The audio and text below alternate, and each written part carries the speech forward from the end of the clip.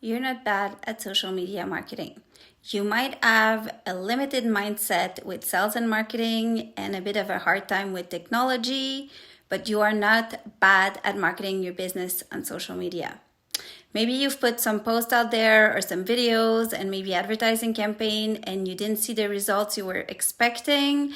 You don't really enjoy it and really you'd rather be doing something else. So you concluded that you're bad at it. But you're good. It's not true. You are good at sales and marketing and you are good at sharing that on social media. You're good at talking to people about what you're passionate about. You're good at sharing stories on how you can help them and impact them with your business.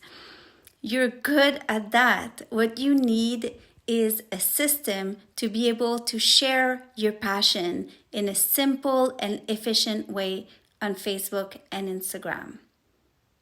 You're good. Don't tell yourself you're not. You're good. It's in there. You just need a system to share it efficiently.